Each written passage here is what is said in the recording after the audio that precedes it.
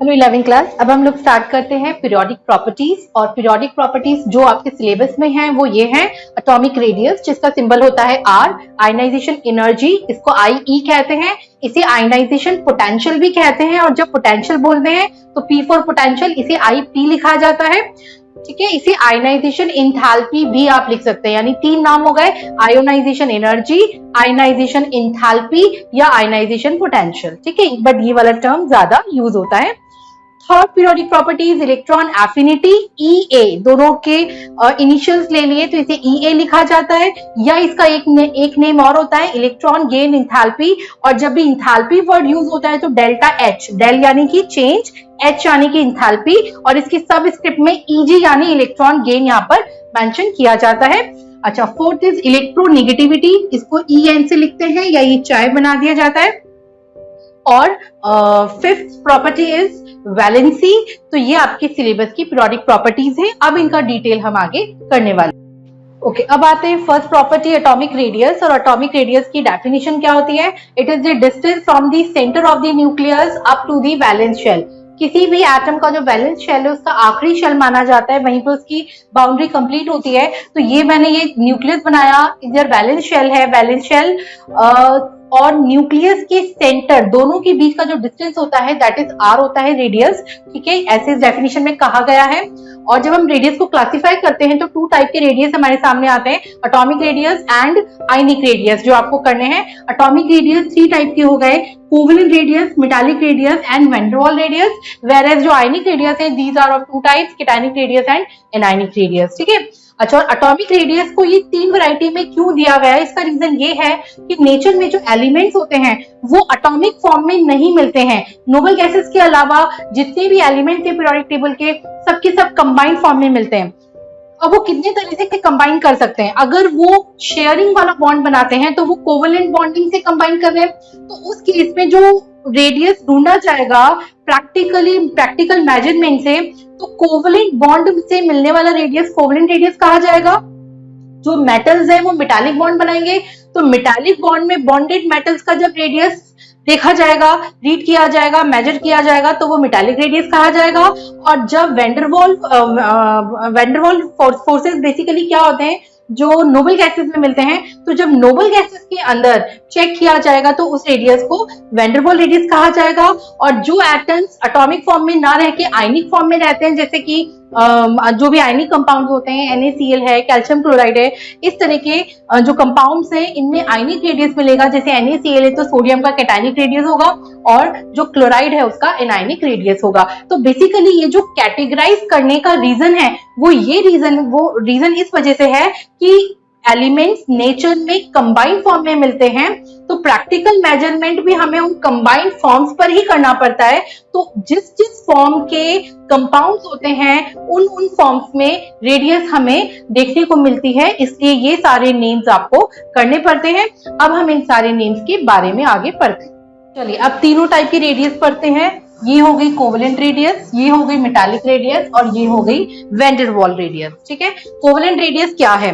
Covalent bond में आपने पढ़ा है कि, या आप अभी आगे भी पढ़ेंगे कि जब दो एटम्स शेयरिंग करते हैं इलेक्ट्रॉन का, तो उनका जो ये इलेक्ट्रॉन की शेयरिंग है इसमें आउटर मोस्ट वैलेंस शेल जो है वो ओवरलैप होता है, मिक्स होता है। ठीक है, थोड़ा एक दूसरे में देखो, यहाँ पे मिक्सिंग है, ये वाला इसमें ओवरलैप है। ठीक है, तो ये शेयरिंग वाला केस होता है। जब शेयरिंग वाला केस होगा तो यहाँ पर जो बॉन्ड बनेगा, ये इस एटम का न्यूक्लियस है, ये इस एटम का न्यूक्लियस है, तो दोनों की जो न्यूक्लियस का डिस्टेंस होता है, ठीक है, इस डिस्टेंस को हम कहते हैं बॉन्ड लेंथ। ठीक है, जब दो एटम्स कंबाइन करते हैं तो दोनों की जो न्यूक्लियस के सेंटर्स का डिस्टेंस होता है वो डिस्टेंस कहा जाता है बॉन्ड लेंथ। तो यहाँ पर जब कोवेलेंटली बॉन्डेड एटम्स बने, कोवेलेंट बॉन्ड के अंदर जब दो एटम्स बॉन्डेड हुए सिंगल बॉन्ड से, तो इनके बीच में ये बॉन्ड लेंथ आया और ये दोनों एटम सेम हैं। ठीक है, अच्छा, अब अगर इसमें हमें किसी भी एटम की रेडियस चाहिए तो हमारे पास जो मेजरमेंट आएगा हमारी टेक्नोलॉजी से वो बॉन्ड लेंथ का आएगा। फिर जो भी मैग्नीट्यूड आएगा बॉन्ड लेंथ का हम उसका हाफ कर देंगे। तो अगर हम उसका हाफ कर दें तो हमें रफली एक एटम का रेडियस पता लग गया। तो तो इस तरीके से कोवलेंट बॉन्ड में जो बॉन्डेड एटम्स हैं उनका जो रेडियस हम निकालते हैं वो कोवलेंट रेडियस है। तो हमने क्या किया, इसकी बॉन्ड लेंथ का हाफ कर दिया। बॉन्ड लेंथ क्या है, दोनों के न्यूक्लियस का डिस्टेंस है। तो यहाँ पे पढ़िए कि कोवलेंट रेडियस क्या है, it is half of the distance. ये डिस्टेंस हाफ है किसका, बिटवीन द न्यूक्लियाई, दोनों न्यूक्लियस के बीच का, of two single bonded same atoms in covalent bond। जब कोवलेंट बॉन्ड में सेम एटम सिंगल बॉन्ड से बॉन्डेड होते हैं तो उनके दोनों न्यूक्लियस के बीच का डिस्टेंस यानी जो बॉन्ड लेंथ होती है उसके डाटा को अगर हाफ कर दिया जाए तो जो भी रेडियस की वैल्यू आती है that is called as covalent radius. ठीक है, अब नेक्स्ट आते हैं मेटालिक रेडियस। मेटल्स में जैसे एक आयरन का टुकड़ा है तो बहुत सारे iron iron iron atoms repeatedly वहां पे प्लेस्ड होंगे। ठीक है, तो आयरन और आयरन के बीच में जो बॉन्डिंग होती है वो मेटालिक बॉन्डिंग होती है। और मेटालिक बॉन्डिंग में जो दो एटम्स होते हैं, क्योंकि सॉलिड स्टेट में वो कॉम्पैक्टली पैक्ड होते हैं, तो नियरेस्ट जो एटम्स आ सकते हैं वो ये आ सकते हैं कि उनकी पेरिफेरी टच होती है। तो यूजुअली जो मेटालिक बॉन्ड्स होते हैं उनमें एक एटम की पेरिफेरी दूसरे की पेरिफेरी को टच हो रही है लेकिन उसमें पेनिट्रेट नहीं कर रही है। जैसे यहाँ पर देखो मिक्सिंग हुई, पेरिफेरी जो है ओवरलैप कर गई या एक दूसरे में पेनिट्रेट कर गई। यहाँ पे पेनिट्रेट नहीं करेगी, जस्ट एक बॉल दूसरी बॉल के टच होते हुए रखी है। तो अब इस केस में मेटालिक बॉन्ड के अंदर दो एटम्स कॉम्पैक्टली पैक्ड होते हैं या नियरेस्ट फॉर्म में होते हैं। ये दोनों उनके न्यूक्लियस का डिस्टेंस हो गया, ये वाला न्यूक्लियस का डिस्टेंस हो गया। ठीक है, तो इसको हम क्या बोल देंगे, इसको हम बोल देंगे बॉन्ड लेंथ। और सेम कहानी हमारी टेक्नोलॉजी से जो हमारे पास मेजरमेंट आएगा वो आएगा इस बॉन्ड लेंथ का। तो बॉन्ड लेंथ का जो भी डाटा आता है अगर हम उस डाटा का हाफ कर दें तो हमें एक एटम का रेडियस मिल जाएगा। ठीक है, तो देखो half of the distance between the nuclei of two nearest atom. ये मैक्सिमम है, नियरेस्ट है, इससे अंदर तो जा नहीं सकते, तो नियरेस्ट एटम्स हो गए इन दी मेटालिक बॉन्ड। मेटालिक बॉन्ड में जो दो नियरेस्ट एटम्स हैं उनके न्यूक्लियस के डिस्टेंस यानी बॉन्ड लेंथ का अगर हम हाफ कर देते हैं तो ये वाला जो रेडियस आता है that is called as metallic radius. इसे क्रिस्टल रेडियस भी कहते हैं। अच्छा, अब third category is van der Waals radius. Van der Waals radius basically कब देखा जाता है, जैसे इनर्ट गैसेज है, नोबल गैसेज है, helium, neon, argon, krypton, xenon, radon, ये जो गैसेज होती हैं ये नेचर में गैसियस फॉर्म में मिलती हैं। अब अगर हमें इनका रेडियस मेजर करना होता है तो गैस फॉर्म में मेजरमेंट डिफिकल्ट होता है। तो सबसे पहले हम इन गैसेस को कूलिंग करके और प्रेशराइज करके लिक्विड बनाते हैं, मतलब गैसेस को लिक्विफाई कर लेते हैं, फिर इनकी और कूलिंग करते हैं। आपको पता है कि फ्रिज में हम लिक्विड रखते हैं, सॉलिडिफाई होता है, यानी कि कूलिंग करने पर वो सॉलिडिफाई हो रहा है। तो इसी तरह इन गैसेस की भी जब ये लिक्विड बन जाता है नोबल गैसेस का, तो इनको फर्दर कूलिंग करते हैं और उसके बाद उन्हें इनका सॉलिड बना लेते हैं। अब क्या है कि इनर्ट गैसेस हैं वो आपस में एक दूसरे के साथ तो कंबाइन करेंगी नहीं। ठीक है, ये उनका नेचर है कि एक दूसरे के साथ वो कंबाइन करेंगी नहीं। तो जब आप इसे सॉलिड भी बना देंगे और जब आप माइक्रोस्कोपिक लेवल पर उसकी स्टडी करेंगे सॉलिड की, तो आप देखेंगे कि उस सॉलिड में भी वो कॉम्पैक्टली पैक्ड नहीं है, सॉफ्ट सॉलिड बनेगा इनका, और एटम्स कॉम्पैक्टली पैक्ड नहीं होंगे, एटम और एटम के बीच में ये गैप होगा। ठीक है, तो यानी एक एटम दूसरे एटम के साथ बॉन्डिंग नहीं बना रहा है, तो यानी ये दोनों कैसे एटम्स हो गए, ये दोनों नॉन बॉन्डेड एटम्स हो गए। ठीक है, अब इसमें जैसे सैंपल है सॉलिड स्टेट का, अगर मैं देखूं तो ये मैंने एक बना दिया, इसमें एटम्स, कुछ एटम ज्यादा दूर है, कुछ ज्यादा पास है, कुछ ज्यादा दूर है, कुछ थोड़े पास है। तो इन सब में जो नियरेस्ट हैं, ठीक है, जैसे ये दोनों नियरेस्ट है ना, तो इन दोनों के बीच के जो न्यूक्लियस का डिस्टेंस है वो देख लिया जाएगा। तो जो two non bonded and nearest atoms, यहाँ पे नॉन बॉन्डेड टर्म इंपॉर्टेंट हो गया, नियरेस्ट टर्म भी इंपॉर्टेंट हो गया। दो नॉन बॉन्डेड यानी आपस में नहीं बॉन्ड बनाने वाले लेकिन नियरेस्ट बैठे हुए एटम्स के न्यूक्लियस का डिस्टेंस देख लिया जाएगा। ये डिस्टेंस हमारी टेक्निक से हमें मिल जाएगा। उसके बाद जो भी वैल्यू आती है हम उसका हाफ कर देंगे, तो जो एक्चुअल रेडियस है उससे थोड़ी ज्यादा वैल्यू आएगी, लेकिन हम एक रफली रेंज का आइडिया हो जाएगा कि ओके लगभग इतना इसका रेडियस होता होगा। तो क्या हम यहाँ पे ये कह दें कि जो वैन डेर वाल रेडियस है वो एक्चुअल, मतलब वैन डेर वाल रेडियस का जो कैलकुलेशन आता है, जो वैल्यू आती है मेजरमेंट के बाद, वो एक्चुअल रेडियस से थोड़ी ज्यादा आती है, मेटालिक रेडियस की ऑलमोस्ट एक्यूरेट आती है। और जो कोवलेंट रेडियस है वो एक्चुअल रेडियस से, जो भी एटम की एक्चुअल रेडियस होती होगी उससे थोड़ी कम आती है, क्योंकि इसमें तो कुछ पेरिफेरी ओवरलैप भी हो गई, ठीक है। तो यानी अगर हम इनका ऑर्डर देखें तो क्या हम बोलते हैं, डाटा वाइज कोवलेंट रेडियस की डाटा छोटे होते हैं, कम होते हैं, सबसे छोटी रेडियस होती है, कोवलेंट से बड़ी रेडियस मेटालिक होगी और उससे बड़ी रेडियस वैन डर वाल होगी। तो ये इनका ऑर्डर हो जाएगा, ठीक है, कि इनका क्या ऑर्डर हो गया, कोवलेंट रेडियस, देन उससे बड़ी मेटालिक रेडियस, देन उससे बड़ी वैन डर वाल रेडियस, ये तीनों एटॉमिक रेडियस का ऑर्डर होता है। अब आते हैं आयनिक रेडियस पर। आयनिक रेडियस टू टाइप की हो गई, केटायनिक रेडियस एंड एनायनिक रेडियस, ठीक है।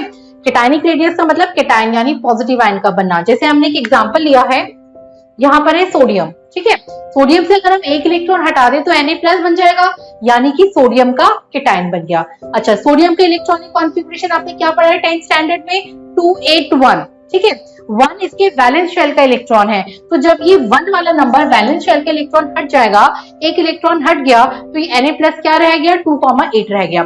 इसको अगर मैं एक सुपरफिशियल एग्जांपल से लेने की कोशिश करूं तो ऐसा है कि जो एटम होता है वो न्यूट्रल होता है, ठीक है। न्यूट्रल का मतलब जितना प्लस चार्ज उतना इसमें माइनस चार्ज होता है, और एटम का प्लस चार्ज प्रोटॉन की फॉर्म में न्यूक्लियस में रहता है। ये न्यूक्लियस है, इसमें मैंने 11p+ यानी प्रोटॉन प्लस यानी चार्ज लिखा है। और अभी टोटलिटी में कितने हैं, 281, टोटल हो गए 11, तो टोटल मैंने बाहर 11 इलेक्ट्रॉन रख दिए। कहने का मतलब 11 प्रोटॉन 11 इलेक्ट्रॉन को यहाँ पर अट्रैक्ट कर रहे हैं, ठीक है। अब क्या हुआ कि जब हमने एक इलेक्ट्रॉन हटा दिया तो बाहर इलेक्ट्रॉन तो 10 रह गए, लेकिन न्यूक्लियस तो अफेक्ट ही नहीं हुआ। इलेक्ट्रॉन के निकलने से न्यूक्लियस तो सेम रहा। सेम रहने का मतलब न्यूक्लियस के अंदर तो पॉजिटिव चार्ज 11 प्रोटॉन्स का ही रहा। तो अब ये 11 प्रोटॉन्स का पॉजिटिव चार्ज जो है 10 इलेक्ट्रॉन को अट्रैक्ट करेगा। तो क्या हम बोलते हैं कि जो एक्सटेंट ऑफ अट्रैक्शन है वो इसके कंपैरिजन में ज्यादा होगा। और जब अट्रैक्शन सेंटर से ज्यादा होता है तो जो एटम का रेडियस होता है वो कॉन्ट्रैक्ट कर जाएगा, छोटा हो जाएगा। तो इस वजह से यहाँ पे केटायन की जो रेडियस है वो एटॉमिक रेडियस से छोटी होगी, ठीक है। अच्छा, 11 प्रोटॉन को जब आप टेक्निकल टर्म लिखेंगे तो आप इसको लिख देंगे यहाँ पे न्यूक्लियर चार्ज या इफेक्टिव न्यूक्लियर चार्ज, ठीक है। तो आप क्या बोलेंगे कि जो एटम है उसमें इफेक्टिव न्यूक्लियर चार्ज जो है 11 प्रोटॉन का, वो 11 इलेक्ट्रॉन को अट्रैक्ट कर रहा है। तो एक्सटेंट ऑफ अट्रैक्शन थोड़ा कम है, लेकिन जब वही इफेक्टिव न्यूक्लियर चार्ज 10 इलेक्ट्रॉन को अफेक्ट करेगा तो क्या होगा, और यहाँ पे एक्सटेंट ऑफ अट्रैक्शन ज्यादा होगा, साइज कॉन्ट्रैक्ट करेगा, और जब इसका रेडियस जो है वो कॉन्ट्रैक्ट करेगा तो ये स्मॉलर रेडियस हो जाएगा। इस वजह से हर केटायन का रेडियस अपने ओरिजिनल एटम से क्या होता है, छोटा होता है। अब आते हैं एनायनिक रेडियस। एनायन यानी कि नेगेटिव आयन है। क्लोरीन ने एक इलेक्ट्रॉन लिया तो Cl- बना। क्लोरीन का कॉन्फ़िगरेशन क्या होता है, 287 होता है। 7 यानी आउटर मोस्ट वैलेंस शेल में 7 इलेक्ट्रॉन है। एक और लेकर के ऑक्टेट कंप्लीट हो जाता है तो 288 कर लेता है। अब देखो 2 + 8 + 7 टोटल कितने इलेक्ट्रॉन हो गए, 7। क्योंकि क्लोरीन एटम है और एटम इलेक्ट्रिकली न्यूट्रल होता है, तो यानी अगर बाहर इसमें 17 इलेक्ट्रॉन्स हैं तो डेफिनेटली अंदर 17 ही प्रोटॉन होंगे, ताकि प्लस माइनस का चार्ज बैलेंस होगा। तो एटम के अंदर क्या हो रहा था, 17 प्रोटॉन 17 इलेक्ट्रॉन को अट्रैक्ट कर रहे थे। अब जब हमने एक इलेक्ट्रॉन और ले लिया तो बाहर 18 इलेक्ट्रॉन हो गए, यानी अब उसी न्यूक्लियस को 17 प्रोटॉन के न्यूक्लियस को 18 इलेक्ट्रॉन को कंट्रोल करना है। तो इलेक्ट्रॉन ज्यादा है तो अट्रैक्शन का जो फोर्स है वो यहां से थोड़ा कम हो जाएगा, क्योंकि कम प्रोटॉन को ज्यादा इलेक्ट्रॉन को करना है।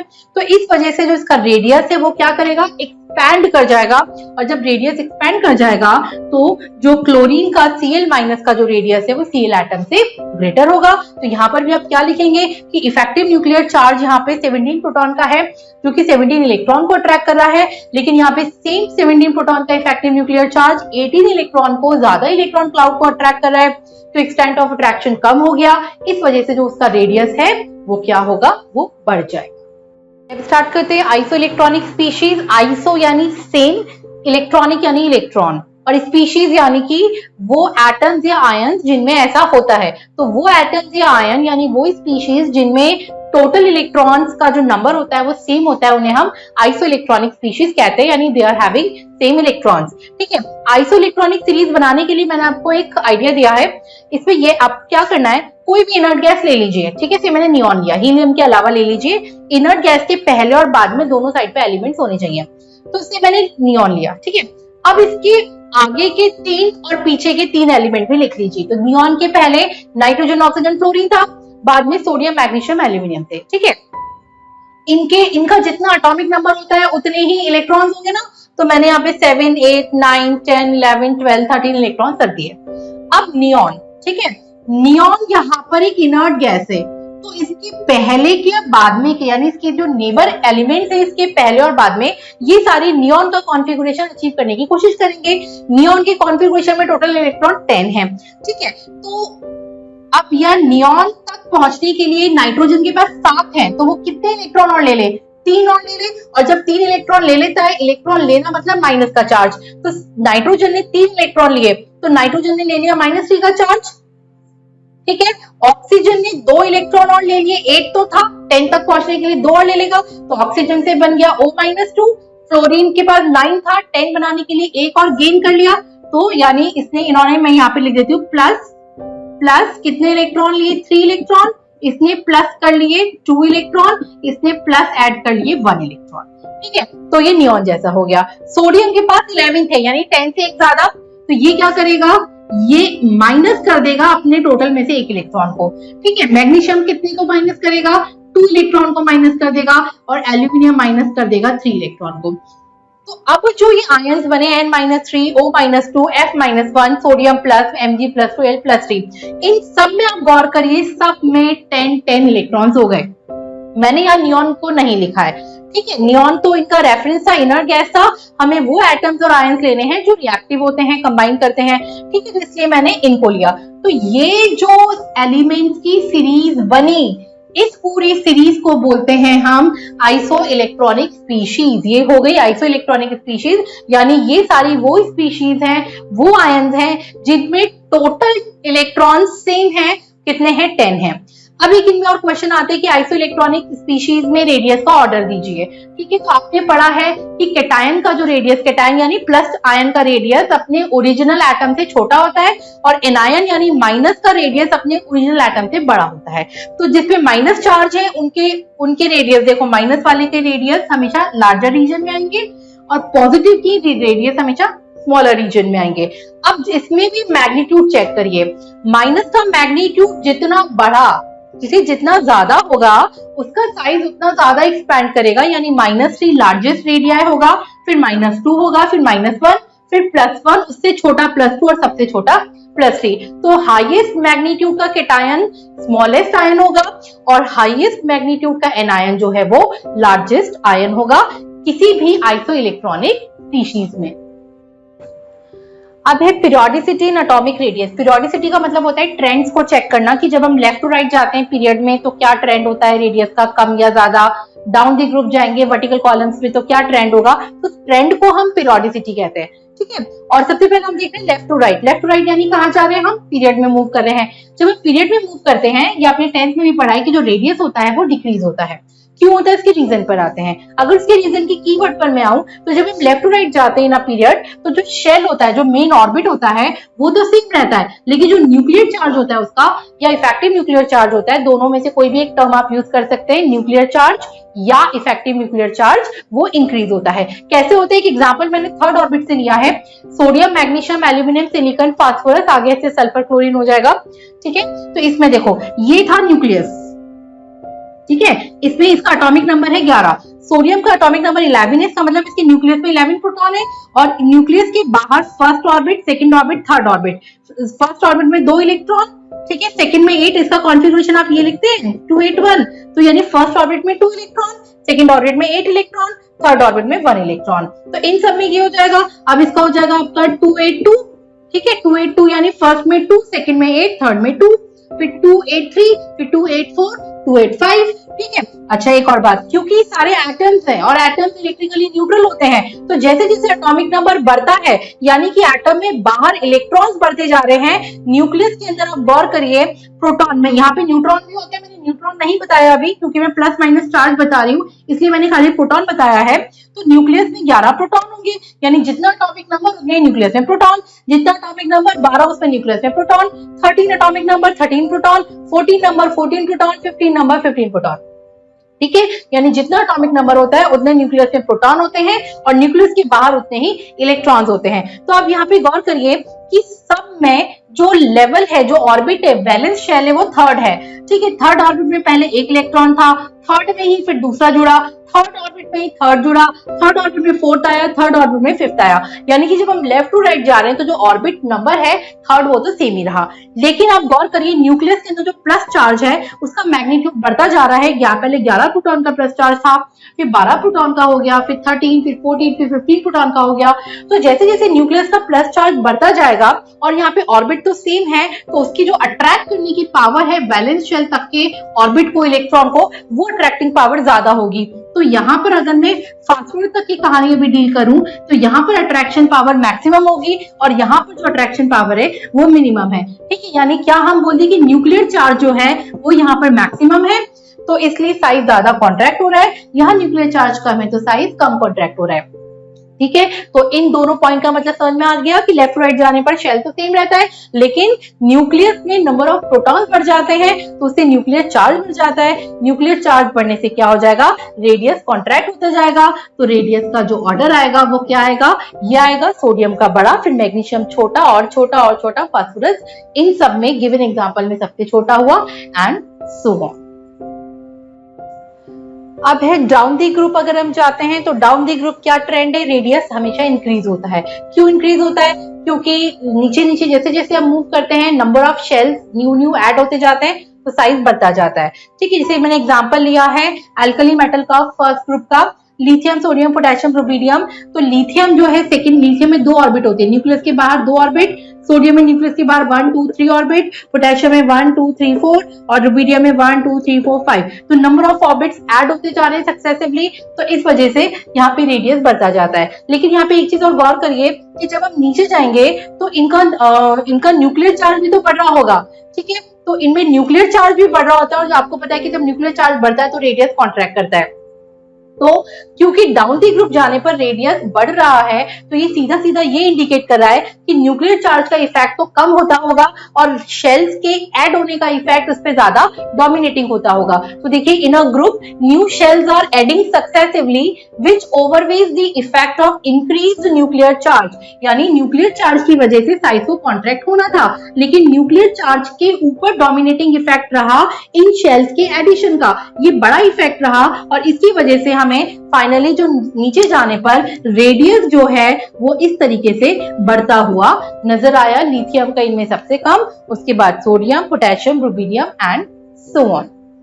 चलिए सेकेंड पीरियोडिक प्रॉपर्टी पर आते हैं, दैट इज आयनाइजेशन एनर्जी, जिसको हम आई के सिंबल से भी डिनोट करते हैं। और इसकी डेफिनेशन को मैं अभी बाद में समझाती हूँ, पहले मैं आपको इस डायग्राम से एक्सप्लेन करने की कोशिश करती हूँ। ऐसे है कि मैंने एक एटम बनाया है, ये सेंटर में न्यूक्लियस है। ठीक है, पहला ऑर्बिट है जो पूरा भरा हुआ है 2 इलेक्ट्रॉन से, दूसरा ऑर्बिट है वो भी पूरा भरा हुआ है यानी 8 इलेक्ट्रॉन से, और तीसरे ऑर्बिट के अंदर 1 इलेक्ट्रॉन बैठा है। ठीक है, और चौथा ऑर्बिट खाली है, उसके आगे के जितने भी ऑर्बिट होते हैं इनफाइनाइट वो सारे खाली हैं। ठीक, तो अब आप इसमें गौर से देखिए कि आखिरी इलेक्ट्रॉन कौन से नंबर के ऑर्बिट में बैठा है, 1 2 3 नंबर के ऑर्बिट में बैठा है। इसका मतलब जब किसी एटम के मतलब जो भी आखिरी ऑर्बिट होता है या वो ऑर्बिट जिसके अंदर लास्ट इलेक्ट्रॉन एटम का अकोमोडेट होता है, उस शेल को हम क्या कहते हैं, वैलेंस शेल। ठीक है, आयनाइजेशन का मीनिंग होता है इलेक्ट्रॉन को निकालना। तो ऐसा है कि इलेक्ट्रॉन और एनर्जी का ऑपोजिट रिलेशन है, तो वैलेंस शेल के जो इलेक्ट्रॉन है उसे हमें निकालना है। तो ये हम इलेक्ट्रॉन को निकाल रहे हैं, रिमूवल ऑफ इलेक्ट्रॉन हमें करना है। जब भी इलेक्ट्रॉन रिमूव करेंगे तो हमें एनर्जी देनी पड़ती है। ठीक है, अगर एक इन जनरल बताऊं, याद रखने के लिए एक ट्रिक बताऊं, तो जब भी एनर्जी एंटर करेगी तो इलेक्ट्रॉन निकलेगा और जब भी इलेक्ट्रॉन एंटर करेगा तो एनर्जी निकलेगी। ठीक है, इस तरह से आप इसको याद रख सकते हैं। तो क्या है कि आपको यहाँ पर एनर्जी देनी होगी ताकि इलेक्ट्रॉन निकल जाए। अब इसका लॉजिक क्या है, एनर्जी क्यों देनी होगी, तो ये इलेक्ट्रॉन जो है न्यूक्लियस के फोर्स ऑफ अट्रैक्शन से न्यूक्लियस ने पकड़ के रखा है। ठीक है, तो इस फोर्स ऑफ अट्रैक्शन को तोड़ना है। ठीक है, और इस फोर्स ऑफ अट्रैक्शन के अगेंस्ट इलेक्ट्रॉन को बाहर जाना है। तो इस फोर्स ऑफ अट्रैक्शन को तोड़ने के लिए हमें एनर्जी देनी पड़ती है, इस वजह से ये एंडोथर्मिक प्रोसेस है। तो हमने बोल दिया कि एनर्जी नीडेड या एनर्जी रिक्वायर्ड। ठीक है, एनर्जी चाहिए हमें, क्यों चाहिए, वैलेंस शेल के इलेक्ट्रॉन को बाहर निकालने के लिए। तो यहाँ पर हमने क्या कर दिया, यहाँ पे कर दिया रिमूवल ऑफ इलेक्ट्रॉन। कौन सा electron? Removal of valence electron, हम लिख देते हैं इसको, ठीक है।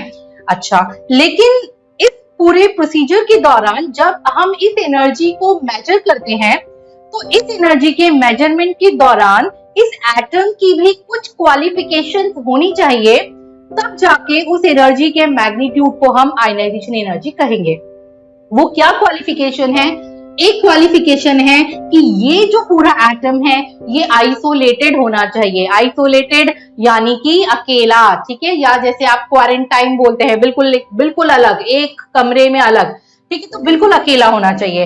अकेला एटम अक्सर कब मिलता है? जब वो गैसियस स्टेट में होता है। गैसियस स्टेट का क्या मतलब है कि at the large distance from it neighbour atom, कि कोई भी जो एटम है वो अपने नेबर एटम से बहुत काफी डिस्टेंस पर है, इतना ज्यादा डिस्टेंस है कि उनके बीच में ना तो किसी भी तरह का अट्रैक्शन फोर्स लग रहा है और ना ही रिपल्शन फोर्स लग रहा है, ठीक है। तो अलोन का भी इनडायरेक्ट मीनिंग ये भी निकलता है कि नो फोर्स ऑफ अट्रैक्शंस और रिपल्शंस, ठीक है। रिपल्शंस वैसे इसकी संभावना कम है क्योंकि पार्टिकल अट्रैक्ट करते हैं एक दूसरे को, लिक्विड स्टेट में जाएंगे अट्रैक्ट करके, ठीक है। तो अट्रैक्शन टर्म यहाँ पे और भी ज्यादा मतलब मैटर करता है। तो आइसोलेटेड यानी वो एटम अलोन होना चाहिए, यानी उसके अराउंड ना तो कोई फोर्स ऑफ अट्रैक्शन होना चाहिए ना ही कोई फोर्स ऑफ रिपल्शन होना चाहिए, ठीक है। और ऐसा कब मिलेगा? गैसियस स्टेट में मिलेगा, जिसमें कि एटम अपने नेबर से बहुत ही लार्ज डिस्टेंस पर होता है। तीसरी उसकी क्वालिफिकेशन एटम की ये होनी चाहिए, it should be neutral. Neutral का मतलब ना तो इस पर कोई पॉजिटिव चार्ज होना चाहिए ना ही इसके ऊपर कोई नेगेटिव चार्ज होना चाहिए। न्यूट्रल का क्या मीनिंग हुआ कि अगर चार्ज का क्या मीनिंग हुआ कि जब किसी भी न्यूट्रल एटम से इलेक्ट्रॉन निकल जाता है, ठीक है, तो उस पे प्लस चार्ज आता है और इलेक्ट्रॉन ले लिया जाता है तो माइनस चार्ज आता है। तो चार्ज वाला एटम पर अगर आप कैलकुलेशन करते हैं तो उस एनर्जी के डाटा को हम आईई नहीं कह सकते। इसलिए आईई का मेजरमेंट कब किया जाए? जब एटम न्यूट्रल हो, यानी ना तो इससे कोई इलेक्ट्रॉन बाहर निकला हो ना ही उसमें इलेक्ट्रॉन आया हो, ठीक है। अच्छा, चौथी क्वालिफिकेशन, ये जो एटम है अपनी ग्राउंड स्टेट में होना चाहिए। एटम की ग्राउंड स्टेट का क्या मतलब है? having no excited electron। इसका मतलब है कि ये दो इलेक्ट्रॉन फर्स्ट ऑर्बिट को बिलोंग करते हैं तो ये फर्स्ट ऑर्बिट में ही रहने चाहिए। ये 8 इलेक्ट्रॉन सेकंड ऑर्बिट को बिलोंग करते हैं तो ये सेकंड में ही होने चाहिए। ये तीसरा इलेक्ट्रॉन थर्ड ऑर्बिट को बिलोंग करता है तो ये थर्ड में ही होना चाहिए। ऐसा नहीं है कि किसी भी टेम्परेचर बढ़ाने से या किसी भी वजह से ये इलेक्ट्रॉन एक्साइट होकर के किसी हायर ऑर्बिट के अंदर घूम रहा है। हाई टेम्परेचर पे इलेक्ट्रॉन एक्साइट हो जाते हैं और हायर ऑर्बिट में भी घूमते हैं तो वो एक्साइटेड इलेक्ट्रॉन कहे जाते हैं और पूरा एटम एक्साइटेड एटम कहा जाता है।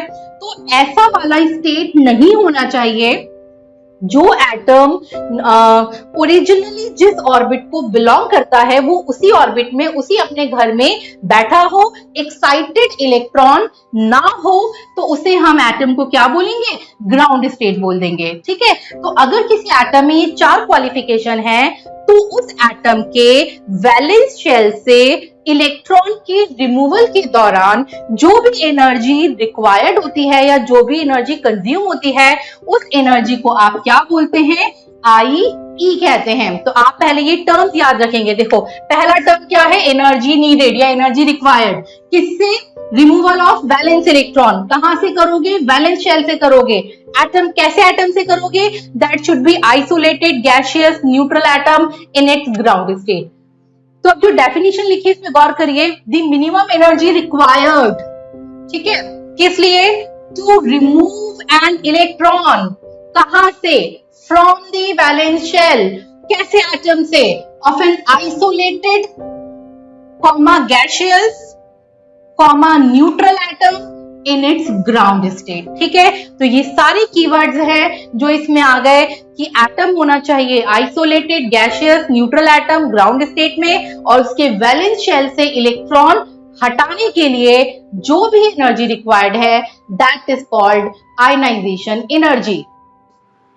ओके, अब next topic is successive ionization energy. Successive यानी कि रिपीटेड। जैसे मैंने यहाँ पे लिखा है कि एक मेटल है एम से जब हम एक इलेक्ट्रॉन हटाएंगे, इलेक्ट्रॉन हटाना यानी कि आयनाइजेशन होता है, तो हम मेटल से एक इलेक्ट्रॉन को आयनाइज करेंगे तो मेटल बन जाएगा मेटल प्लस, ठीक है। फिर इस मेटल प्लस पर सेकंड स्टेप से एक और हम इलेक्ट्रॉन हटाएंगे तो मेटल +2, फिर +2 से हम एक इलेक्ट्रॉन और रिमूव करेंगे तो बन जाएगा मेटल +3।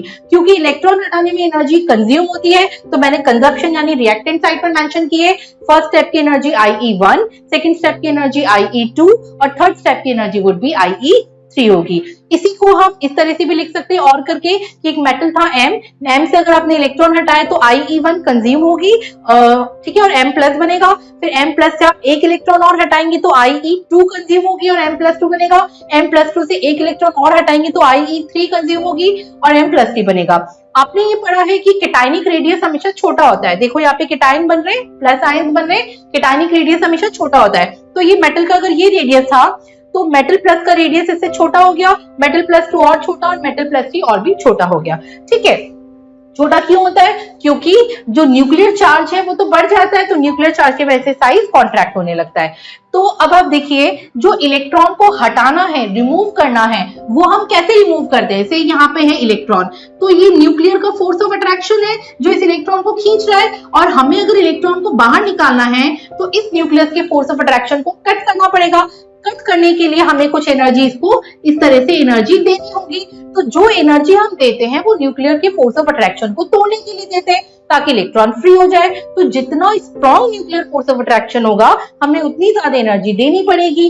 ठीक है, तो इस वजह से अगर आप देखेंगे तो इन सक्सेसिव आयनाइजेशन एनर्जी का ऑर्डर होता है IE1 less than IE2 which is less than IE3। यानी जैसे जैसे हम आगे स्टेप्स में बढ़ते हैं IE की वैल्यू भी बढ़ती जाती है। तो इसका रीजन मैंने यहाँ पे मेंशन किया है कि removal of further electron requires more energy because due to the formation of cations, ये केटायन बन रहे हैं, size of atoms decreases and nuclear charge increases and more energy is required to remove electrons against more nuclear charge. That is why successive ionization energies हमेशा बढ़ती हैं, increasing order में होती हैं।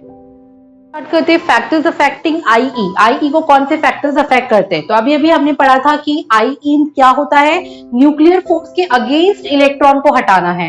ठीक है, तो न्यूक्लियर फोर्स जितना स्ट्रॉन्गर होगा इलेक्ट्रॉन को हटाना उतना मुश्किल होगा और IE हमें ज्यादा देनी होगी। तो साइज ऑफ एटम, अगर साइज ऑफ एटम बड़ा होगा तो न्यूक्लियस से दूर होगा इलेक्ट्रॉन, तो IE कम देनी होगी और इलेक्ट्रॉन आयनाइज हो सकता है। Second factor is nuclear charge. अगर न्यूक्लियर चार्ज बढ़ेगा तो इलेक्ट्रॉन पर होल्ड अच्छा होगा, होल्ड अच्छा होगा तो उसे कट करने के लिए, उस न्यूक्लियर चार्ज को तोड़ने के लिए हमें ज्यादा IE देनी होगी, तो IE बढ़ जाएगी।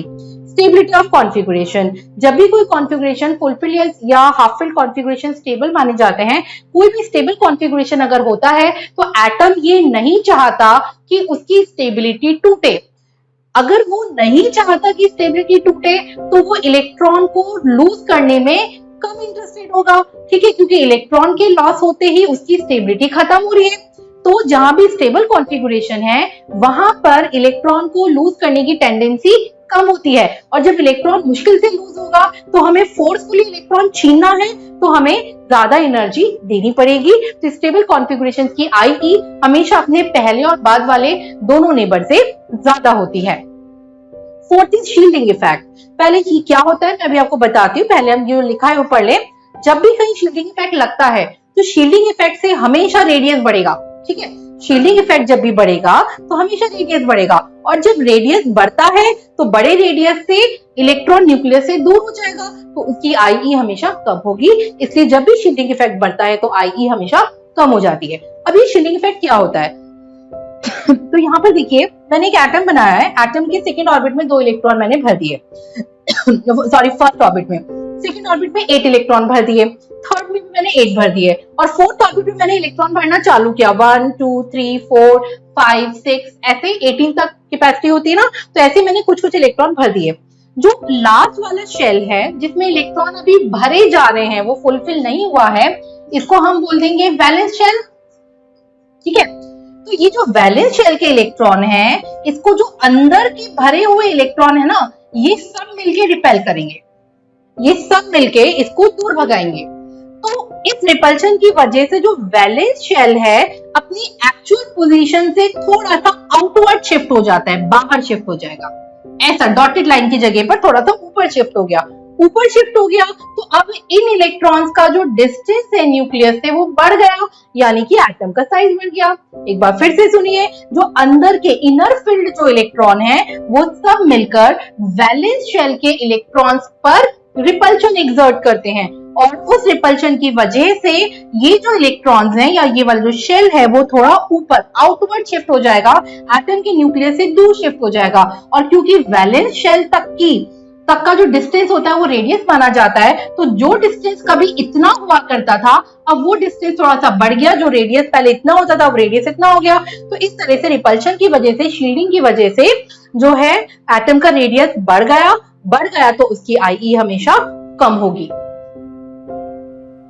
तो शील्डिंग इफेक्ट की डेफिनेशन कर लेते हैं। तो शील्डिंग इफेक्ट जो अभी हमने पढ़ा वो क्या था? दी इंटर इलेक्ट्रॉनिक रिपल्शन, इंटर यानी आपस में एक दूसरे के बीच में, इलेक्ट्रॉन्स के बीच में लगने वाला repulsion, which is the valence electron face, जो वैलेंस इलेक्ट्रॉन फेस करते हैं इलेक्ट्रॉन के आपस के repulsions from the inner shell electron, अंदर के इलेक्ट्रॉन से लगने वाला रिपल्शन जो वैलेंस इलेक्ट्रॉन पर लगता है उसे हम शील्डिंग इफेक्ट कहते हैं। ठीक है, अच्छा, अब ये इलेक्ट्रॉन को रिपेल कर रहे होते हैं। ये इलेक्ट्रॉन कहाँ लोकेटेड होते हैं? ये ऑर्बिटल्स में होते हैं। ऑर्बिटल्स कहाँ होते हैं? सबशेल में होते हैं। तो ये सबशेल का ऑर्डर है एसपीडीएफ। आपने एस का शेप पढ़ा है स्फेरिकल, पी का पढ़ा है डंबल, डी का पढ़ा है 4 लोब डबल डंबल, एफ का पढ़ा है कॉम्प्लेक्स या ट्रिपल डंबल, मैंने यहाँ पे बना दिया है। ठीक है, डंबल का मतलब है कि जो इलेक्ट्रॉनिक क्लाउड है यहाँ पे 6 डंबल में बढ़ गया। सपोज इन सबके ऑर्बिटल में एक एक इलेक्ट्रॉन बैठा था, तो इसके एक इलेक्ट्रॉन का इलेक्ट्रॉनिक क्लाउड 6 लोब में बढ़ गया, इसका एक ही इलेक्ट्रॉन का क्लाउड 4 लोब में बटा, इसके एक ही इलेक्ट्रॉन का क्लाउड 2 लोब में, और इसमें पूरे स्फेरिकली रहा। तो अल्टीमेटली जितनी बार इलेक्ट्रॉनिक क्लाउड बटेगा वो उतना माइल्ड होता जाएगा, उतना डिफ्यूज यानी फैला हुआ हो जाएगा। और जब इलेक्ट्रॉनिक क्लाउड जितना फैल जाता है तो उसकी दूसरे इलेक्ट्रॉन को रिपेल करने की पावर कम हो जाती है। इसलिए डी और एफ जो सबशेल्स होते हैं या डी और एफ सबशेल के जो ऑर्बिटल्स होते हैं, इनका शील्डिंग इफेक्ट अक्सर पुअर शील्डिंग इफेक्ट कहा जाता है। उनके सामने एस और पी में इलेक्ट्रॉन का क्लाउड ज्यादा कॉन्सेंट्रेटेड होता है, तो वो किसी नए इलेक्ट्रॉन के क्लाउड को अच्छे से रिपेल कर सकता है। ठीक है, तो यहाँ पे हमने लिखा कि more diffused is the shape of subshell, diffuse यानी बिखरा हुआ। ठीक है, तो जितनी ज्यादा लूप में बटेगा उतना बिखर जाएगा, हल्का हो जाएगा, माइल्ड हो जाएगा। तो more diffuse is the subshell, less repulsion will be, repulsion यानी कि less shielding will be observed. That is why D और एफ सबशेल के ऑर्बिटल्स में शील्डिंग इफेक्ट हमेशा कम नजर आता है in comparison to the S and P subshells. अब स्टार्ट करते हैं पीरियोडिसिटी ऑफ आईई। पीरियोडिसिटी का मतलब ट्रेंड क्या होता है आईई का अलोंग दी पीरियड, हम देखते हैं। तो मैंने यहाँ पे सेकेंड पीरियड लिया है, lithium, beryllium, boron, carbon, nitrogen, oxygen, fluorine, neon. ठीक है, अच्छा, अब आपको ही पता है कि जब हम लेफ्ट टू राइट जाते हैं तो रेडियस छोटा होता है। ठीक है, जब हम लेफ्ट टू राइट जाते हैं तो रेडियस क्या होता जाता है? छोटा होता जाता है। और जब रेडियस छोटा होता है तो न्यूक्लियर चार्ज बढ़ता है। ठीक है, तो यहाँ पे न्यूक्लियर चार्ज सबसे ज्यादा होगा और यहाँ पे न्यूक्लियर चार्ज कम होगा। और हमने अभी ये भी पढ़ा है कि जैसे जैसे न्यूक्लियर चार्ज बढ़ता है आईई बढ़ती है। ठीक है, तो आपके हिसाब से क्या होना चाहिए? जब हम लेफ्ट टू राइट जा रहे हैं, रेडियस छोटा हो रहा है तो न्यूक्लियर चार्ज बढ़ रहा है, और जब न्यूक्लियर चार्ज बढ़ रहा है तो आईई मतलब हमें ज्यादा एनर्जी देनी पड़ेगी। ज्यादा एनर्जी देनी होगी तो क्या हम बोल दें कि आईई जो है वो रेगुलर मैनर में बढ़ना चाहिए। तो इन जनरल जो हमें ट्रेंड समझ में आता है वो ये समझ में आता है कि क्योंकि रेडियस छोटा हो रहा है, न्यूक्लियर चार्ज बढ़ रहा है, तो इन जनरल आयनाइजेशन एनर्जी बढ़नी चाहिए, जो मैंने यहाँ पे रेड कलर से मार्क कर दी है। लेकिन यहाँ पर एक और ऐसा टॉपिक है जो ये डिसाइड करता है कि आईई का ऑर्डर क्या होगा, वो होता है कॉन्फ़िगरेशन, और वो स्टेबल कॉन्फ़िगरेशन। इसमें ये कहा जाता है कि जो मोस्ट फुलफिल्ड और हाफ फिल्ड कॉन्फ़िगरेशन जो होता है उसका आईई अपने दोनों आसपास के नेबर से ज्यादा होता है, क्योंकि फुलफिल्ड और हाफ फिल्ड कॉन्फ़िगरेशन स्टेबल माना जाता है और कोई भी एटम अपनी स्टेबिलिटी को नहीं तोड़ना चाहेगा तो उसकी इलेक्ट्रॉन लूज करने की टेंडेंसी कम हो जाती है। तो यहाँ पर देखिए, लिथियम इज 2s1 यानी कि एस सबशेल हाफ फिल्ड है, फिर बेरिलियम में फुल फिल्ड है। ठीक है, और फिर बोरॉन में पी स्टार्ट हो गया, तो यानी जो स्टेबिलिटी है एस सबशेल यहाँ पे फुल फिल्ड है, फुल फिल्ड एस ऑर्बिटल यहाँ पे लिखा है। तो यानी ये वाला जो कॉन्फ़िगरेशन है this is more stable then it's neighbours lithium and boron, तो लिथियम एंड बोरॉन से ज्यादा स्टेबल, यानी अपने दोनों पहले और बाद वाले नेबर से ये वाला जो कॉन्फ़िगरेशन है वो ज्यादा स्टेबल हो गया। मैं अभी यहाँ पे बेरिलियम को मार्क कर देती हूँ, ठीक है, ये अपने दोनों नेबर से कुछ अलग है इसकी स्टेबल कॉन्फ़िगरेशन की वजह से। अब हम बोरॉन पर आए तो बोरॉन का कॉन्फ़िगरेशन 2p1 यानी p ऑर्बिटल के अंदर हमने एक इलेक्ट्रॉन भरा है, कार्बन में 2p2, नाइट्रोजन में जैसे ही p3 हुआ तो s तो फुलफिल था और p सबशेल भी हाफ फिल्ड हो गया। हाफ फिल्ड होने से यहाँ पे स्टेबिलिटी आ गई, ठीक है। स्टेबिलिटी आने का मतलब नाइट्रोजन का कॉन्फ़िगरेशन अपने दोनों पहले और बाद वाले नेबर यानी कार्बन और ऑक्सीजन से क्या हो गया, ज्यादा स्टेबल हो गया। तो नाइट्रोजन के अंदर भी जो स्टेबिलिटी है कार्बन एंड ऑक्सीजन के कंपैरिजन में ज्यादा है, यानी कि नाइट्रोजन अपने इलेक्ट्रॉन को इजीली नहीं हटाना चाहेगा, तो इसकी जो IE है वो इन दोनों से क्या होनी चाहिए, ज्यादा होनी चाहिए, ठीक है। फिर ऑक्सीजन फ्लोरीन नियॉन में नियॉन फुलफिल्ड है तो no doubt neon inert gas है, इसकी IE तो मैक्सिमम होगी, इलेक्ट्रॉन निकालना मुश्किल होगा। तो जो जनरल ट्रेंड ये जा रहा था कि IE should increase regularly, configuration की वजह से क्या हुआ कि ये जो बेरिलियम है यहाँ पर चेंज आ गया कि इसकी IE अपने दोनों नेबर से ज्यादा हो गई, ठीक है। तो बेरिलियम में ये कहानी हो गई, बेरिलियम की IE दोनों नेबर से ज्यादा हो गई। इधर नाइट्रोजन में ये कहानी हो गई कि नाइट्रोजन की भी जो IE है अपनी दोनों नेक्स्ट नेबर से ज्यादा हो गई। रेस्ट ऑर्डर वही रहा जो एज एक्सपेक्टेड था। तो अगर हम अब इसके नेट ऑर्डर की बात करें जो मैंने बिल्कुल लास्ट में लिखा है, तो देखो लिथियम और बोरॉन से ज्यादा जो IE है बेरिलियम की है, तो यानी सबसे कम हो गया लिथियम। लिथियम के बाद आप क्या लिखोगे, पहले बोरॉन की पड़ी, ठीक है, फिर उसके बाद में बेरिलियम आ गया, थर्ड नंबर पे बेरिलियम आया, ठीक, पहले लिथियम फिर बोरॉन फिर बेरिलियम, लिथियम बोरॉन फिर बेरिलियम, फिर कार्बन नॉर्मल रहा, कार्बन के बाद में ऑक्सीजन और फिर उसके बाद में नाइट्रोजन आएगा और fluorine neon as it is रहेगा, ठीक है। तो यहाँ पे इन जनरल क्या हुआ, इन जनरल जब हम from left to right move करते हैं तो रेडियस डिक्रीज करता है, और जब रेडियस डिक्रीज करता है तो यहाँ पर जो IE है, मैं यहाँ पे एक पॉइंट और डाल देती हूँ, रेडियस डिक्रीज करता है एंड न्यूक्लियर चार्ज इंक्रीज करता है। इंक्रीज के लिए मैंने अपवर्ड एरो बना दिया, इंक्रीज करेगा, और जब न्यूक्लियर चार्ज इंक्रीज करेगा तो IE जो है वो भी बढ़ती है। तो इस वजह से लेफ्ट टू राइट पर जनरल ट्रेंड तो बढ़ने का ही होता है, but stable configurations have more IE than their neighbour. तो स्टेबल कॉन्फ़िगरेशन की IE अपने नेबर से ज्यादा होगी। तो दोनों इफेक्ट्स को जब हम अप्लाई करते हैं तो ये मैंने यहाँ पर सेकेंड पीरियड का लिखा है, this is the trend for IE। बिल्कुल सेम मैनर में आप थर्ड पीरियड की प्रैक्टिस आप कर सकते हैं, सोडियम मैग्नीशियम एल्यूमिनियम सिलिकॉन वाला जो ऑर्डर है उनकी आप प्रैक्टिस करिए, तो ये चीज आपको और क्लियर होगी।